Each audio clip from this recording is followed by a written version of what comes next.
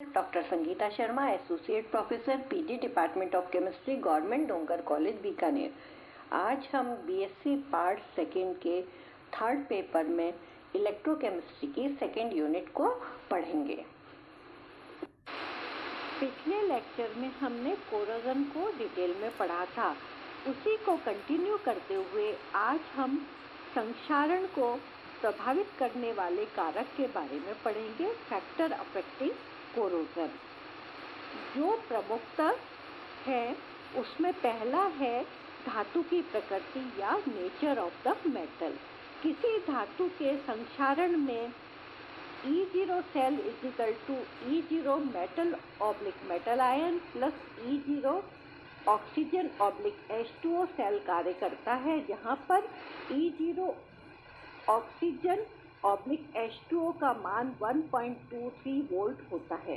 अतः यदि किसी धातु के इलेक्ट्रोड विभव का मान धनात्मक अथवा 1.23 से कम आंकिक मान वाला ऋणात्मक हो तो उस सेल का कुल विभव धनात्मक होगा और उस धातु का संक्षारण होगा। यदि कोरोजन होने वाली धातु में उससे कम इलेक्ट्रोड विभव के मान वाली कोई अशुद्धि है तो उस स्थिति में धातु का संक्षारण और तीव्र होगा, क्योंकि ऐसा होने पर धातु एनोड व अशुद्ध कैथोड का कार्य करने लगेगी और जिससे संक्षारण की गति बढ़ जाएगी। दूसरा कारक है वायुमंडल की प्रकृति, नेचर ऑफ एटमॉस्फेयर। यदि वातावरण में नमी और खारापन अथवा SO2, SO3 आदि गैसों की अशुद्धि हो तो संक्षारण तीव्र हो जाता है, क्योंकि ये अशुद्धियां विद्युत अपघट्य की भांति व्यवहार करके सेल क्रिया को बढ़ाने में सहायक होती हैं। लोहे को संक्षरित होने से बचाने के उपाय, method of combating iron against corrosion. लोहा हमारे जीवन का एक अभिन्न अंग है। सुबह से शाम तक प्रयुक्त होने वाली हमारी दैनिक जीवन की वस्तुओं में लोहे का उपयोग कहीं ना कहीं किसी न किसी रूप से अवश्य होता है।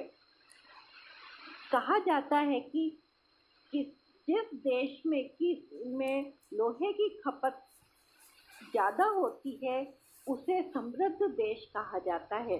सोने की खपत से ये अंकन नहीं होता है। अतः लोहे को संक्षारित होने से बचाना एक अत्यंत आवश्यक काम है। लोहे की जंग से रक्षा करने के लिए 3 प्रकार के उपाय हैं। पहला है बैरियर प्रोटेक्शन या रुकावटी या रोधिका रक्षण। इस विधि में लोहे के ऊपर कोई ऐसी परत चढ़ाई जाती है जो जंग के लिए प्रतिरोधी हो।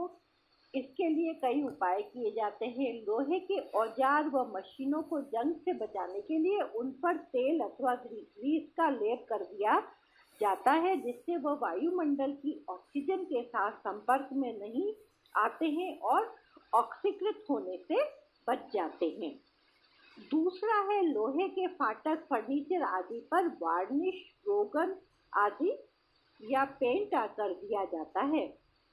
तीसरा, लोहे के कुछ उपकरणों पर रासायनिक विधि से आयरन फॉस्फेट की सतह चढ़ा दी जाती है। और चौथा है लोहे की कुछ वस्तुओं पर ऐसी धातुओं की सतह चढ़ा दी जाती है जिसका संक्षारण लोहे की तुलना में कम होता है। उदाहरण के तौर पर टिन प्लेटिंग। लेकिन इसमें एक खतरा रहता है कि यदि किसी टिन प्लेटेड वस्तु में से थोड़ा सा भी टिन की परत हट जाए तो उसका कोरोजन साधारण लोहे से भी अधिक तेजी से होने लगता है। इसका कारण है कि जब टिन प्लेटेड आयरन से यदि थोड़ा सा भी टिन सतह हट जाए तो उस भाग का आयरन वायुमंडल से के संपर्क में आ जाता है, टिन व आयरन में से आयरन का ऑक्सीकरण अधिक तेजी से संपन्न होगा, क्योंकि इस क्रिया के लिए मानक इलेक्ट्रोड विभव का मान अधिक होता है। क्योंकि Sn के लिए मानक इलेक्ट्रोड विभव का मान 0.14 है, जबकि आयरन के लिए 0.44 है। अतः एक गैल्वेनिक सेल बन जाएगा जिससे आयरन एनोड व टिन कैथोड की भांति कार्य करेगा और संक्षारण की गति तेजी से होगी।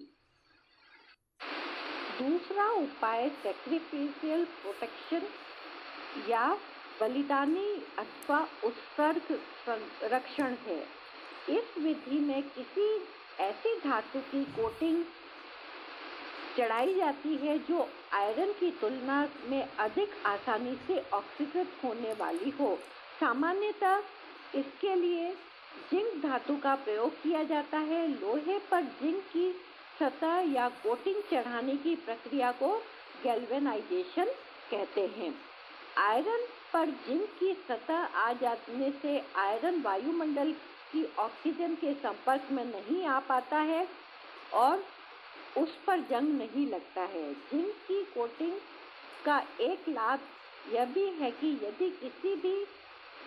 यदि कहीं से यह कोटिंग किसी कारणवश हट जाए तो लोहे की तुलना में जिंक का ही संक्षारण होता है और इस प्रकार आयरन सुरक्षित रहता है।